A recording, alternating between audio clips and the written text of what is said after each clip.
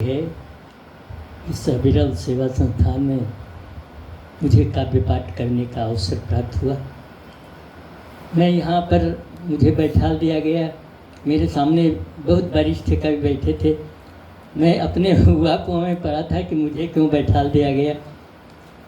हट इसलिए नहीं सकता था क्योंकि लखनऊ की शराफत मशहूर है, तो यहाँ का तमाचा भी मशहूर है।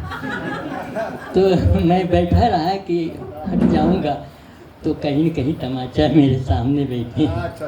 तो इसलिए मित्रों, इतनी अच्छी रचनाएं सुनने को मिली, इतने मधुर कंठ से हमको तमाम लोगों ने अपनी रचनाएं पढ़ी।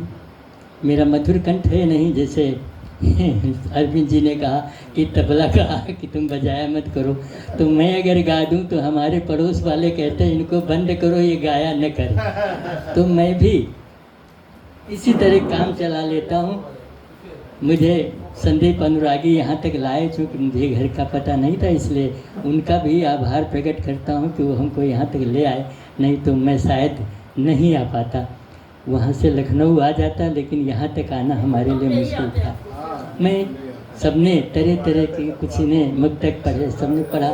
मैं क्या पढ़ूँ ये मैं जानता ही नहीं, लेकिन आप लोग सभी विद्वान हैं और मैं समझता हूँ विद्वान लोग किसी का अपमान नहीं करते, इसलिए मैं जो भी पढ़ जाऊँगा मेरा सम्मान ही करेंगे, ताली तो बजा ही देंगे, इतना मुझे विश्वास है। चाहे सबने मुक्तक पढ़ा, मैं भी प्रयास करता हूँ मुक्तक पढ़ूँ।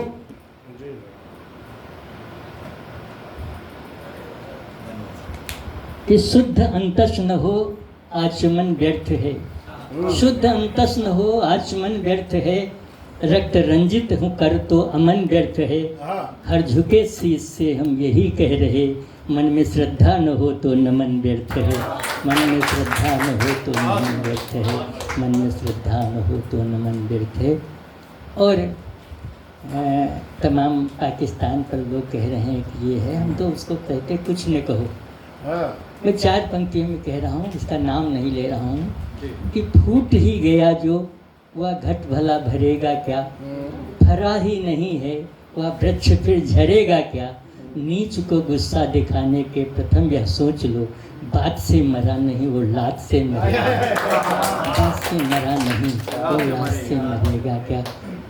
कुछ पंक्तियाँ जब बोझ पढ़ा जाता है तो हम लोग जब गा नहीं पाते हैं, तो जैसे मदारी डबरू बजा लेता है उसमें आपको फंसा लेता है, हम लोग भी कुछ ऐसा लिख जाते हैं कि उसमें कहीं न कहीं जो श्रोता होते हैं, आज तो मुझे डर लग रहा है कि विद्वानों के बीच में पढ़ना पड़ा। मंच पर तो पढ़ता हूँ तो वहाँ सब श्रोता बैठे होते हैं, तो उसमें कुछ ऐसा कह जाता हूँ, कहीं बाणी का उतार चढ़ाव होता है तो तालियां बज जाती हैं। देखो कैसे तालियां हम लोग वो जादूगरी कैसे करते हैं। कलाकार होता है, कंठ तो होता है, कलाकार भी होता है। भावना जी के पास अपना कंठ है और ऐसी रचनाएं हैं कि तालियां बज जाती हैं। मेरे पास तो कुछ नहीं है, फिर भी मैं कोशिश करता हूँ तालियां बज जाएं। कैसे बजती हैं? नेताओं पर लोग कहते हैं लिखो, मैं क्यों नहीं लिखता। कुछ पंक्तियां दे रहा हूँ और आप देखेंगे कहीं न कहीं ताली आपकी बज जाएगी। जिसने स्वदेश के वीरों का ही बस पावन इतिहास लिखा, जिसने स्वदेश के वीरों का ही बस पावन इतिहास लिखा, अपनी स्वतंत्र धरती लिख दी, अपना स्वतंत्र आकाश लिखा। जिसने पतझड़ के सीने पर चढ़कर मधुरी मधुमास लिखा, जिसने संकट की घड़ियों में अपना अविचल विश्वास लिखा, वह इन अस्तित्वहीन नेताओं की बोलो क्या बात लिखे।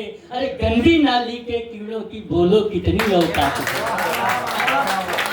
ये कलाकारी है, कविता में कुछ नहीं है, लेकिन कलाकारी है जो ताली बजवा देता है। हम लोग मंचों पर यही कहते हैं, मुझे जानते हैं कि कैसे हम लोग ताली बजाते हैं। और तो एक रचना हो गई है, और अब हमसे कहा गया समय में नहीं ज़्यादा लूँगा, अध्यक्ष जी को पढ़ना है। हमारे सामने अरविंद जी बैठे हैं, बहुत अच्छे व्यंग्यकार हैं। आप पढ़िए साहब।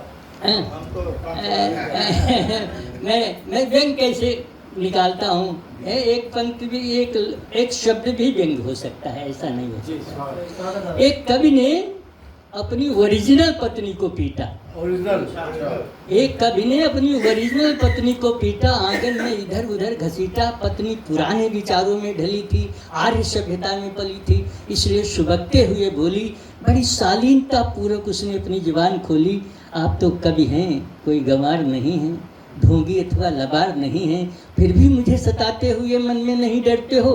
एक कवि होकर नेताओं जैसा व्यवहार करते हो, फिर भी मुझे सताते हुए मन में नहीं डरते हो। एक कवि होकर नेताओं जैसा व्यवहार करते हो।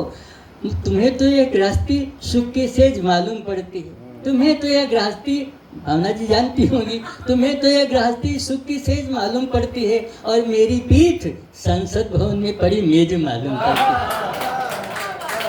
तुम्हें तो यह गृहस्थी सुख की सेज मालूम पड़ती है, और मेरी पीठ संसद भवन में पड़ी मेज मालूम पड़ती है, जिसे अकारण ही पीटते रहते हो, मेरे हर प्रस्ताव को नीचे घसीटते रहते हो।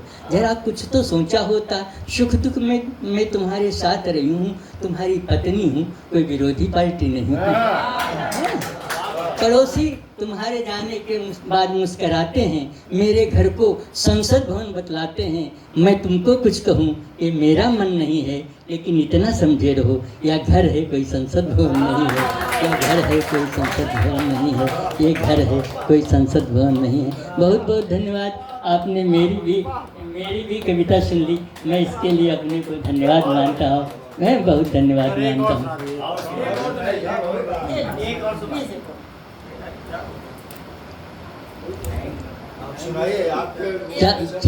चलो आप लोगों ने कह दिया, तो एक छोटी रचना और पढ़े देता हूँ।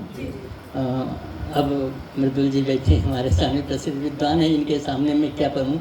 मैं तो ऊहापोह में था कि न पढ़ूँ, लेकिन आदेश मिला तो मैं एक और रचना।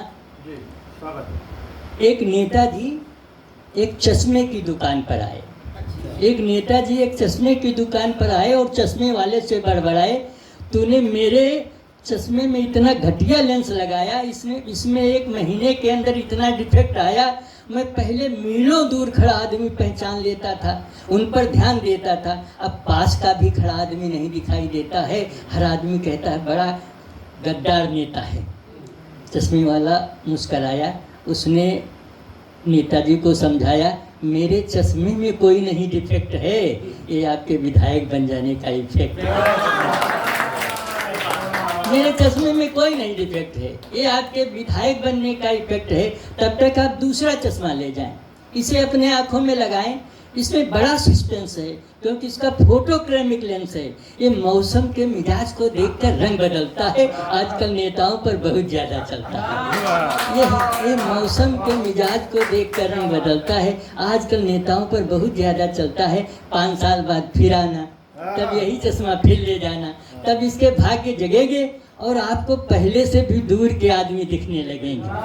तब इसके भाग्य फिर जगेंगे और आपको पहले से भी दूर के आदमी दिखने लगेंगे, लेकिन वो आदमी तुम्हें पहचान पाए इसकी कोई गारंटी नहीं है, इसीलिए चश्मे की कोई वारंटी नहीं है। बहुत बहुत धन्यवाद, बहुत बहुत एक बार आपको धन्यवाद करते हुए आपने हमें भी सुना, आपका बहुत बहुत आभार।